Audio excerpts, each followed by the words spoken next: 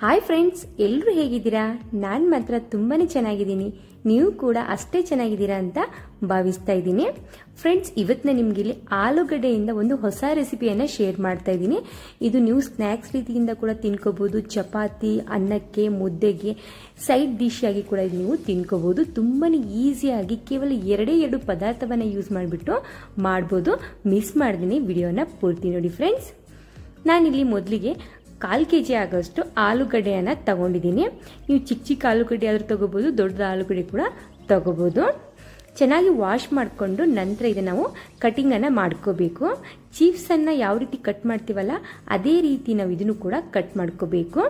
ನನಗಿಲ್ಲಿ cut ಮಾಡೋಕ್ಕೂ ಕೂಡ ಸರಿಯಾಗಿ ಕಂಫರ್ಟೇಬಲ್ ಆಗ್ತಾ ಇರಲಿಲ್ಲ. ಒಂದು ಚಿಕ್ಕದು ಒಂದು ದೊಡ್ಡದು ಆಗ್ತಾ ಇತ್ತು ಚಾಕುಯಿಂದ. ಸೊ ನೀವು ತುರಿಮನೆ ಇದ್ದರೆ ತುರಿಮನೆಯಿಂದ ಒಂದೇ ರೀತಿಯ ಲೆವೆಲ್ ಆಗಿ ಕಟಿಂಗನ್ನು ಮಾಡ್ಕೋಬಹುದು. ಈಗ ನೋಡ್ತಾ ಇರ್ಬೋದು ನೀವಿಲ್ಲಿ ನಾನಿಲ್ಲಿ 2 ಆಲೂಗಡ್ಡೆಯನ್ನು ಕಟಿಂಗನ್ನು ಮಾಡ್ಕೊಂಡಿದ್ದೀನಿ. ಒಂದು ಚಿಕ್ಕದು ದೊಡ್ಡದು ಆಗಿದೆ. ಪ್ರತಿ ಸತಿ ನಾನು ಆಲೂಗಡ್ಡೆ ಕಟ್ ಮಾಡುವಾಗ ಇದೇ ಒಂದು ದೊಡ್ಡ ಪ್ರಾಬ್ಲಮ್ ನಂದು. ನಂತರ ಇಲ್ಲಿ 1 ಚಮಚದಷ್ಟು ಎಣ್ಣೆಯನ್ನು ಸೇರಿಸ್ತಾ ಇದ್ದೀನಿ ಒಂದು ಪ್ಯಾನ್ ಮೇಲೆ. ನಂತರ ಇದಕ್ಕೆ ಆಲೂಗಡ್ಡೆಯನ್ನು ಕೂಡ ಇಲ್ಲಿ ಸೇರಿಸ್ತಾ ಇದ್ದೀನಿ. ಇದನ್ನು ಮಾಡೋಕ್ಕೆ ಎಣ್ಣೆ ಕೂಡ ಜಾಸ್ತಿ ಬೇಕಾಗೋದಿಲ್ಲ, ಸ್ವಲ್ಪನೇ ಎಣ್ಣೆಯಲ್ಲಿ ನಾವು ಇದನ್ನು ಮಾಡ್ಬೋದು. ನಾನಿಲ್ಲಿ ಕೇವಲ ಇಬ್ಬರಿಗೆ ಮಾತ್ರ ಮಾಡ್ತಾ ಇರೋದು ಆಲೂಗಡ್ಡೆಯನ್ನು. ಇಬ್ಬರಿಗೆ ಇಲ್ಲಿ 1/4 kg ಆಗೋಷ್ಟು ಆಲೂಗಡ್ಡೆಯನ್ನು ಮಾಡ್ತಾ ಇದ್ದೀನಿ ಅಂದರೆ ಅದು ಎಷ್ಟು ರುಚಿಕರವಾಗಿರುತ್ತೆ ಅಂತ ನಿಮಗೆ ಗೊತ್ತಾಗುತ್ತೆ. ಈಗ ಒಂದು 2 ನಿಮಿಷ ಫ್ರೈ ಮಾಡಿಕೊಂಡು ನಂತರ ನಾನು ಇಲ್ಲಿ ನಿಮಗೆ ತೋರಿಸ್ತಾ ಇದ್ದೀನಿ. ಈ ರೀತಿ ಚಿಕ್ಕ ಪುಟ್ಟ ಏನು ಬರುತ್ತಲ್ಲ ಸ್ವಲ್ಪ ಫ್ರೈ ಆಗ್ತಾನೆ ನಾನು ತಿನ್ಕೊಂಡು ಬಿಡ್ತೀನಿ. ಅಷ್ಟು ಚೆನ್ನಾಗಿ ಅನಿಸುತ್ತೆ. ಇದು ಸ್ವಲ್ಪ ಫ್ರೈ ಆದರೆ ಸಾಕಿಲ್ಲೇ ತಿನ್ನೋಕೆ ತುಂಬಾ ಟೇಸ್ಟಿಯಾಗಿ ಅನಿಸುತ್ತೆ ಆಲೂಗಡ್ಡೆ. ಈಗ ನಾನು ಇದಕ್ಕೆ ರುಚಿಗೆ ತಕ್ಕಷ್ಟು ಉಪ್ಪನ್ನು ಹಾಕಿ ಮತ್ತೆ ಇದನ್ನು ಮಿಕ್ಸ್ ಮಾಡ್ತಾ ಇದ್ದೀನಿ. ಫ್ರೆಂಡ್ಸ್, ಇದು ಸ್ವಲ್ಪ ಜಾಸ್ತಿ ಹೊತ್ತು ಮಿಕ್ಸ್ ಮಾಡ್ತಾ ಇರಬೇಕು, ಯಾಕಂದರೆ ಇದು ಒಂದಕ್ಕೊಂದು ಅಂಟುಕೊಂಡಿರ್ತವೆ.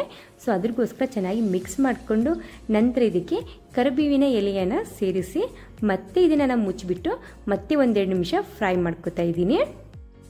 ಈಗ ನಾನು ನಿಮಗೆ ಮತ್ತೆ 2 ನಿಮಿಷ ಆದ ನಂತರ ತೋರಿಸ್ತಾ ಇದ್ದೀನಿ ಫ್ರೆಂಡ್ಸ್. ಕೇವಲ 5 ನಿಮಿಷದಲ್ಲಿ ಈ ಪಲ್ಯ ಇಲ್ಲಿ ರೆಡಿ ಆಗುತ್ತೆ.